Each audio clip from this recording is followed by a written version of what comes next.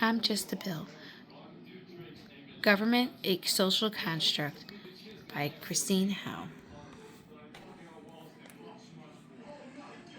I got the power. Having the influence can affect and change people's decisions. There are a variety of ways people can influence others. ScienceOfPeople.com article Power versus Authority and Why It Matters in the Workplace by Mike Mantell says knowledge, personal charisma, or access to important resources, though we are not talking specifically in the workplace, this still rings true in government setting.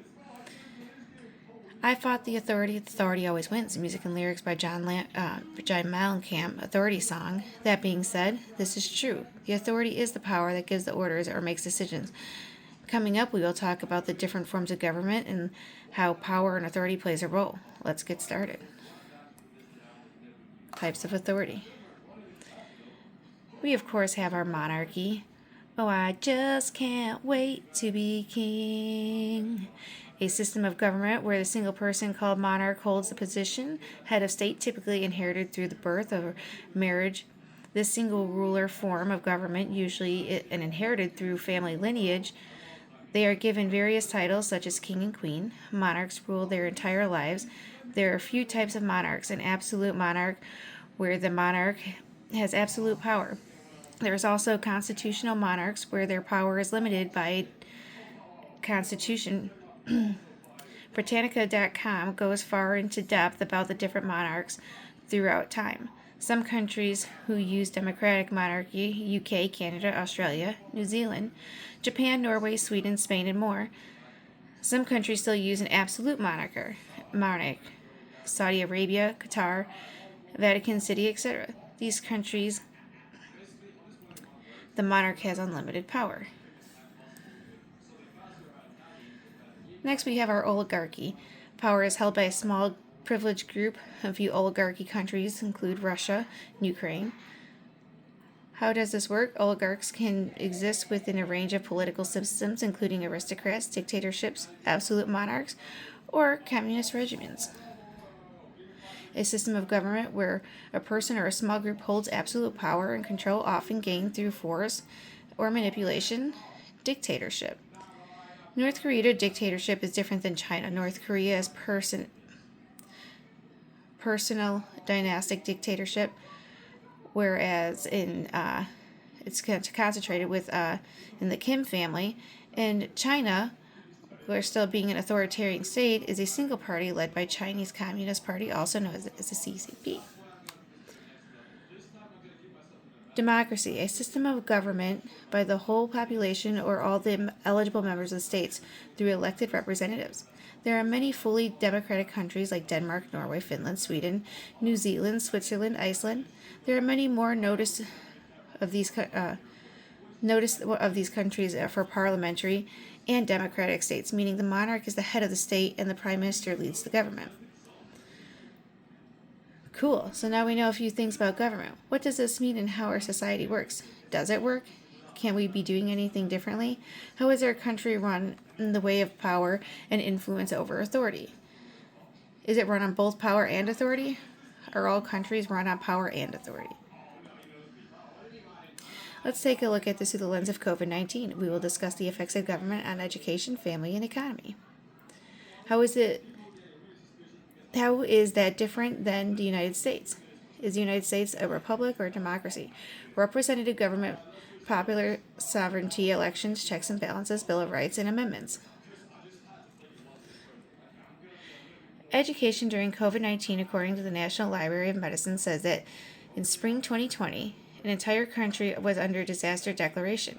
Over 55 million students, more than 224,000 U.S. public and private sectors being impacted. Virtual learning became the new norm. So the question is, did the government have the power or authority? Well, on a federal level, the answer is no. On a state level, the government can influence education through funding and guidance. It does not possess the absolute power to dictate closure of public schools. This authority is reserved to the states and local districts under the U.S. system of governments. This caused a chain reaction. Parents rely on school education so they can participate in the workforce. The e-learning made it very difficult for families, adding additional costs for childcare or having friends and family members that stay at home. Students' education personal contribute 1/5 of the child abuse neglect reports. According to the United States Department of Education, 13.7% of the student population in the United States qualifies for special education services. Schools provide children with comprehensive academic, non-academic supports, and consequently, there are social, emotional, academic, and health impacts that communities face without schools. So what we have here is like a really big deal.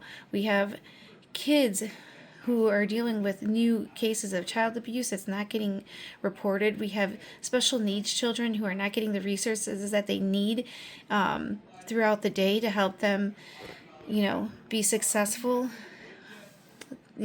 Big challenges for some of these families. How government policies and mandates affected families during COVID-19. The mandates closing school added extra caregiving responsibilities to parents, mostly mothers. These added responsibilities led to an increase of stress, strain on relationships at home. Mental health challenges with the pandemic, unknown challenges and disruption to everyday life led to increased anxiety and depression among adults and children. Daily changes including physical activities and overall function, and even worse, increased domestic violence and abuse. These studies that suggest that the increase of stress levels may have contributed to domestic violence and child abuse. So, people underestimate how important school is, and this little breakaway for these kids are. And it's super important, not only for them, to get the physical activity of being out with their friends, but also the emotional connection that they make with new peers and everything. It's super, super important. The economy. The effects of the government mandates during COVID-19 were significantly impacting the economy, causing an immediate shift of activity. Job loss. Mandates like lockdowns caused business closures, creating increase in unemployment. In event these measures were meant to stop the spread of the virus, it caused a ripple effect in the economy, says www.cbpp.org, tracking the recovery from the pandemic recession. In conclusion, during the COVID-19 crisis, there were a number of ways the government may have overreached. In some ways it was necessary. The data today shows powerful influence caused a chain reaction of bad decisions, which catastrophic results. So it's important to know who you're voting for, especially at the local level. So I remember a time when there was a movement out called Rock the Vote, and it was really about getting the vote out at the federal level, voting for your presidents and everything. But one thing that we need to focus on is voting for people at our local level.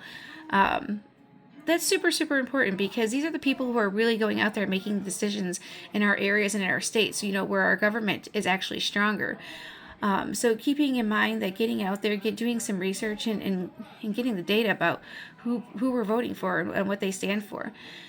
During COVID-19, it was a big crisis in the sense that kids really did do without. And today I see that evident, especially in my oldest daughter's age group. She's 20 years old now, and a lot of these kids suffer with social anxiety and just being overstimulated out in the world. And it's pretty interesting because most of these kids spent most of their time going into regular school up until this point. But I don't know if it has something to do with being young adults and then just kind of being thrown into this immediate fear of the unknown as young adults. My younger children seem to have recovered pretty much from this, social anxiety. They don't really have that.